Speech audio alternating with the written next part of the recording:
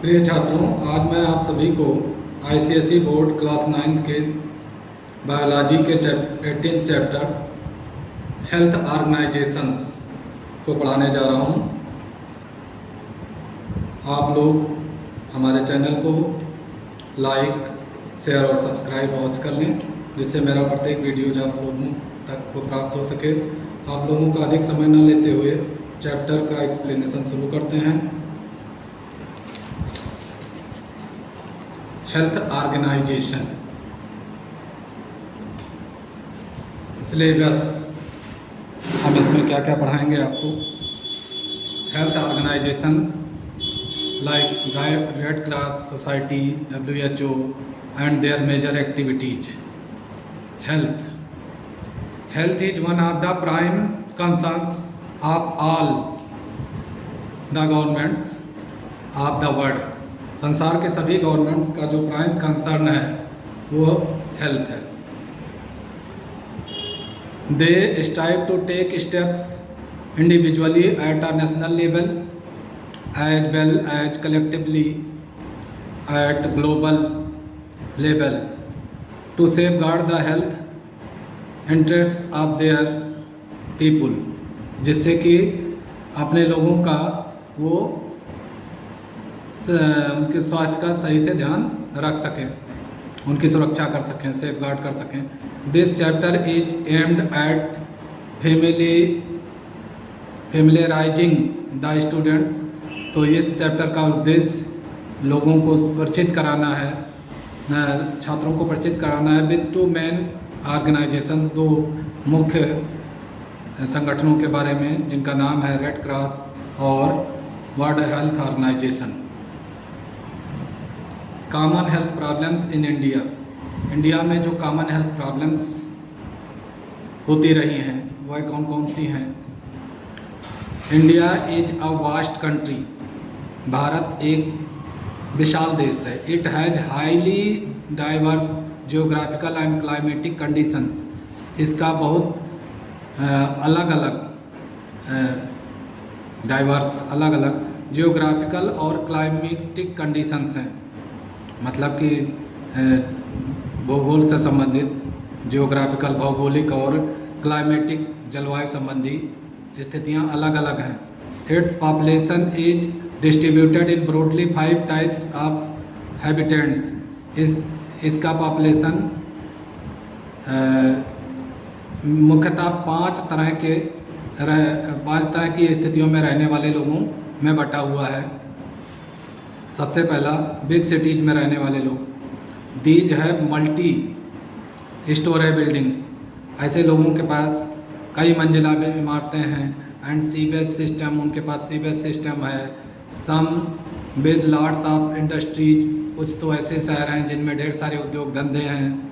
Either inside, चाहे वो अंदर हों, द टाउनशिप और आउटसाइड, या टाउनशिप के बाहर हों। स्मॉल टाउन्स, छोटे छोटे कस्बे होते हैं, ये ज़्यादा भीड़ भाड़ युक्त नहीं होते। विलेजेज हैं जिनमें छोटी पॉपुलेशन रहती है, small population.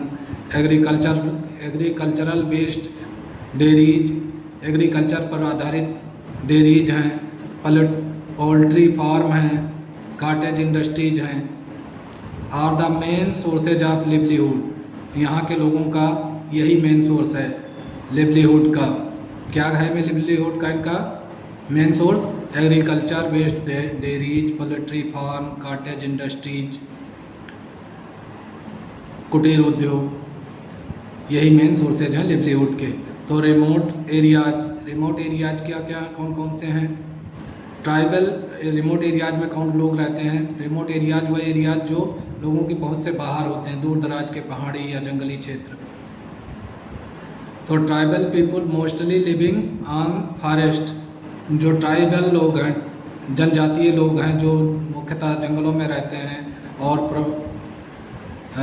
And forest products, और जंगलों में रहते हैं और फॉरेस्ट के प्रोडक्ट्स का इस्तेमाल करके जीते हैं। नाइदर प्रॉपर ड्रिंकिंग वाटर, ना ही उनके पास बढ़िया पीने का पानी होता है। Nor any medical facilities is available, ना ही कोई दवाओं की सुविधा उपलब्ध है। इस्लाम ड्वेलिंग, कुछ लोग इस्लाम में रहते हैं। इस्लाम मतलब झुग्गी झोपड़ी इत्यादि। इस्लाम and jhuggi jhopdi are common sights of all places specially on the outskirt of big cities. Slums में झुग्गी झोपड़ियों में रहने वाले ये कॉमन प्लेसेज हैं, जो ख़ास तौर से कॉमन दृश्य हैं जो दिखते रहते हैं, ख़ास तौर से बड़े शहरों के बाहर। Unhealthy unhygienic conditions prevail in them, तो अस्वस्थकर और ज़्यादा साफ़ सफाई वाली स्थिति नहीं रहती उन लोगों की, अनहाइजीनिक रहती है, साफ़ सफाई की कमी दिखती है उनको जो झुग्गी झोपड़ीज हैं स्लम्स में। हेल्थ प्रॉब्लम्स, तो हेल्थ प्रॉब्लम्स के बारे में हम आपको बताएंगे। Health problems, the health problems differ in each kind of habitation.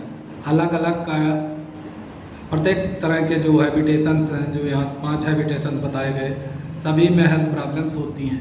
However B में जनरलाइज, हालांकि हम जनरलाइज करेंगे देम एज फॉलोज, निम्नलिखित ढंग से। Food and water borne disease, खाना और पानी से होने वाली बीमारियाँ। तो several diseases specially diarrhoea, gastroenteritis, typhoid, dysentery. तो डायरिया, गैस से होने वाली बीमारी, गैस, पेट फूलना, टाइफाइड और डायसेंट्री, पेचिस। तो ये are the main common in area deficient in proper water supply. ये ज़्यादा पाई जाती हैं जहाँ पर प्रॉपर वाटर सप्लाई की व्यवस्था नहीं है। एट मैनी प्लेसेज, बहुत सारी जगहों पर वाटर फ्रॉम द हैंडपम्प से पानी लिया जाता है या दूसरे सोर्सेज जो से लिया जाता है, जो कंटेमिनेटेड है, मतलब दूषित है, उसमें कुछ अशुद्ध चीज़ें मिली हुई हैं। At certain places harmful mineral contents in water obtained through wells or hand pumps cause health problems। कुछ जगहों पर हार्मफुल मिनरल्स हैं, नुकसानप्रद मिनरल्स पाए जाते हैं पानी में, जो कुएं या हैंडपम्प से निकाला जाता है, और वो स्वास्थ्य की समस्या पैदा करते हैं। Untreated sewage are effluent from industries poured into river and other water bodies harm the people living alongside। बिना शुद्ध किया हुआ सीवेज या इंडस्ट्रीज से निकला हुआ कचरा नदियों में और दूसरे वाटर बॉडीज में गिरा दिया जाता है, जो उसके आसपास रहने वाले लोगों को के लिए समस्या या बीमारियों का कारण बनता है, नुकसान पहुंचाता है उनको।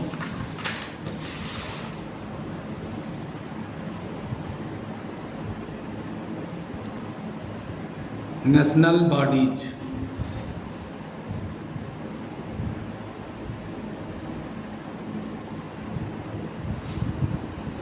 National bodies, 2 most important international bodies, अंतर्राष्ट्रीय संस्थाएं या ऑर्गेनाइजेशंस जो बीमारियों में मदद करती हैं। तो 2 most important international bodies concerned with people's health are, जो 2 महत्वपूर्ण इंटरनेशनल बॉडीज हैं जो चिंता करती हैं लोगों के स्वास्थ्य का, वह हैं रेड क्रॉस और WHO, world health organisation. Red cross के बारे में बता रहे हैं। The red cross is a national as well as international agency. रेड क्रॉस राष्ट्रीय के साथ साथ अंतर्राष्ट्रीय एजेंसी भी है। The main functions of red cross society is to perform activities. जो मेन फंक्शन है रेड क्रॉस सोसाइटी का, वो है उन एक्टिविटीज़ को परफॉर्म करना which should prevent are remove human suffering, जो प्रिवेंट करे, बचाए या रिमूव कर दे, ख़त्म कर दे ह्यूमन सफरिंग को, लोगों की मुसीबतों को, परेशानियों को, including during the times of war, जिनमें शामिल है लड़ाई के टाइम, समय में। It was formally founded in 1864। इसको जो है, इसकी स्थापना औपचारिक रूप से 1864 में हुई। The emblem of the red cross society is red coloured cross painted on the white background. जो सिंबल है एम्बलम, वो रेड क्रॉस सोसाइटी का वो रेड कलर का क्रॉस है, यहाँ है। Painted on the white background, जो वाइट बैकग्राउंड पर पेंट किया हुआ है। People belonging to red cross, ऐसे लोग जो रेड क्रॉस सोसाइटी से जुड़े हुए हैं, can go to battle field, वो बैटल फील्ड्स में जा सकते हैं। And take care of the wounded soldiers, और घायल सैनिकों का देखभाल करते हैं। वेदर फ्रेंड्स आर एनिमीज, चाहे वो मित्र हों या दुश्मन की तरफ के हों। Major activities of red cross society are as follows. Red cross society का जो मुख्य कार्य है वो निम्नलिखित है। To extend relief and help to the victims of any calamity, relief को विस्तार देना, और विक्टिम्स, जो लोग प्रभावित हैं उन विक्टिम्स कहलाते हैं। ऑफ एनी क्लेमिटी, किसी भी आपदा से, चाहे वो फ्लड हो, फायर, फेमाइन, अर्थक्वेक एक्सेट्रा, बाढ़, आग लग जाना, अकाल पड़ जाना, या फिर भूकंप आ जाने की स्थिति में। To procure the supply blood for the needy victims, जो ज़रूरतमंद लोग हैं उन लोगों को खून की सप्लाई करना। ऑफ वार, चाहे वो युद्ध के मैदान का मामला हो, या अदर क्लेमिटीज, या कोई दूसरा आपदा हो उसमें। To extend all possible first aid treatments, हर पॉसिबल फर्स्ट एड ट्रीटमेंट्स को विस्तार देना। इन एनी एक्सीडेंट, किसी भी दुर्घटना के मामले में। To educate people in accident prevention, लोगों को दुर्घटनाओं से बचाव के लिए शिक्षा देना, ये भी उनका एक कार्य है। To arrange for ambulance services in all emergencies, कोई भी इमरजेंसी हो तो एम्बुलेंस की व्यवस्था करना उनका कार्य है। To look after maternal and child welfare centres, जो मैटरनल यानी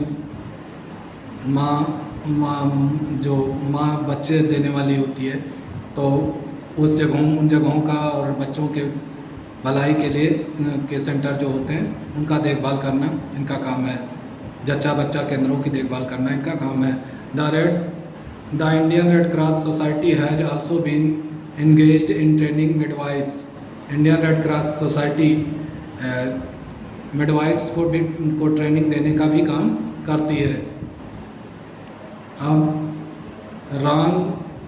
wrong use of red cross, red cross का रॉन्ग यूज होता है। ये जो रेड क्रॉस के बारे में आपको बताया, ये अक्सर मेडिकल्स पे, हॉस्पिटल्स पे लगा रहता है, ये रॉन्ग यूज होता है। उसी के बारे में बता रहे हैं कि the red cross emblem is very often used by hospitals in ambulance doctors and nurses for quick identification, जिससे कि आसानी से लोग पहचान सकें कि ये हेल्प करने वाले लोग हैं बीमार लोगों की।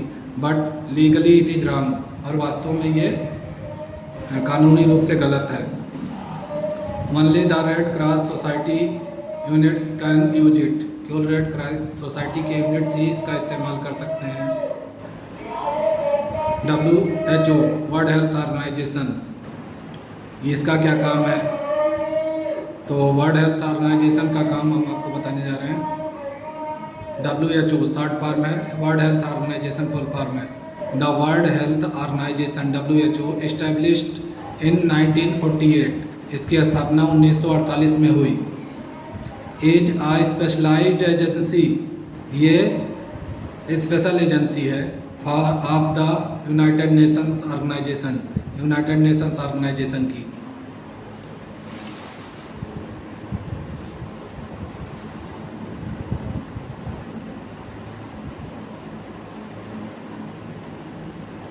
Reasons for the formation of WHO। WHO की स्थापना का कारण क्या था? कारण बताने के लिए है यहाँ पे। Member countries of the UNO focused on the need for creating an international body to look after the health problems of people of the world. तो जो मेंबर कंट्रीज थे UNO के, यूनाइटेड नेशंस ऑर्गेनाइजेशन के, उन्होंने focus किया, ध्यान दिया इस ज़रूरत पर कि वो एक इंटरनेशनल बॉडी रहे जो हेल्थ प्रॉब्लम्स का ध्यान रखे, स्वास्थ्य समस्याओं का ध्यान रखे लोगों की, संसार के सभी लोगों की। This was particularly felt in field of research. इसका जो पार्टिकुलरली अनुभव किया गया रिसर्च के मामलों में, on the causes and cures of diseases, कि बीमारियों का कारण क्या है और उनका इलाज क्या है, इसके मामले में। The combined effort in this direction, जो कंबाइंड इफेक्ट हुआ इस डायरेक्शन में, इस दिशा में जो सामूहिक प्रयास हुआ, were to give better and faster result. ये इसलिए था कि जिससे बढ़िया और तेज़ी से परिणाम आ सकें। The poor and developing countries were to benefit quickly, जिससे कि गरीब और विकासशील देश इससे तेज़ी से फ़ायदा उठा सकें, जल्दी से फ़ायदा उठा सकें। तो WHO वर्ल्ड हेल्थ ऑर्गेनाइजेशन है 6 रीजनल ऑफिसेज। WHO के 6 क्षेत्रीय ऑफिसेज हैं इन द वर्ल्ड, संसार में, इंक्लूडिंग, जिसमें शामिल है 1 इन दिल्ली, जिनमें से एक दिल्ली में भी है। Each regional office works for its members, हर रीजनल ऑफिस इस मेंबर कंट्रीज के लिए काम करती है। Member countries, its headquarters are located in Geneva. तो इसके जो हेडक्वार्टर्स हैं वो जेनेवा में है, जो कि स्विट्ज़रलैंड में है। Member states of WHO are bound by the international sanitary regulations. जो मेंबर्स हैं WHO के, वो बंधे हुए हैं इंटरनेशनल सैनिटरी रेगुलेशन से, to send in all relevant information, कि वो सारे ज़रूरी सूचनाओं को भेजें about the nationally notifiable diseases, जो पूरे संसार में फैलने वाली बीमारी हों उसके बारे में। Malaria and small pox, malaria और small pox are 2 such notifiable diseases. ये नोट करने योग्य 2 मेन बीमारियां हैं, मलेरिया और small pox. Main activities of WHO are as follows. जो मेन एक्टिविटीज़ हैं WHO के वो निम्नलिखित हैं। To collect and supply information को इकट्ठा करना और सभी तक पहुंचाना, ये इसका काम है। About the occurrence of disease of epidemic nature की कोई भी बीमारी आने पर, मतलब आपदा संबंधी कोई बीमारी आती है तब,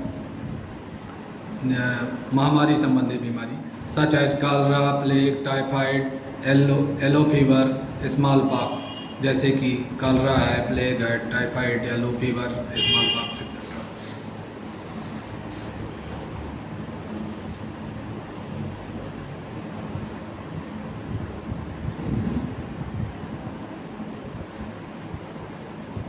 to promote and support project for research on diseases such as cancer. तो WHO का काम ये भी है कि वो प्रमोट करे, बढ़ावा दे और मदद करे ऐसे प्रोजेक्ट्स को जो रिसर्च कर रहे हैं किसी बीमारी पर, जैसे कि कैंसर जैसी बीमारी पर। To supply information on latest development about the use of vaccines, वो सूचनाओं को सप्लाई करे जो लेटेस्ट डेवलपमेंट हो वैक्सीन्स के यूज के मामले में। And about health hazards of nuclear radiation, और न्यूक्लियर रेडिएशन से होने वाली खतरनाक खतरों के बारे में लोगों को सूचित करें। To suggest quarantine measures suggest करना कि किस तरह से अलग रह करके इस बीमारी से बचा जा सकता है। आइसोलेशन ऑफ पेशेंट को आइसोलेट कर दिया जाए, टू प्रिवेंट, आइसोलेट कर दिया एक जगह पर उसे रोक दिया जाए जिससे कि दूसरों में बीमारी न फैल सके। To prevent spread of disease to others, जिससे कि दूसरों में बीमारी ना फैल सके। टू ले pharmaceutical standards for important drugs, तो फार्मास्यूटिकल स्टैंडर्ड्स को लेना किसी भी महत्वपूर्ण दवा के बारे में, जिससे कि ये इंश्योर हो सके कि उस पूरी तरह शुद्ध है, और साइज ऑफ द डोज, और डोज कितनी दी जानी है बीमार लोगों को। टू ऑर्गेनाइज कैंपेन्स को ऑर्गेनाइज करना, मतलब कि कैंपेन करना कि किसी बीमारी को कैसे ख़त्म किया जाए, लोगों में जागरूकता फैलाना, ये सब। To organise campaigns for the control of epidemic widespread, जो बीमारी होती है उसको कैसे कंट्रोल करें, उसके लिए लोगों को सुझाव दें, समूह बना करके कैंपेन करना, मतलब समूह बना करके सूचना देना। एंड एंडेमिक मतलब लोकल, एपिडेमिक जो होती है वो वाइड स्प्रेड होती है, और जो एंडेमिक होती है वो लोकल डिसीज होती है।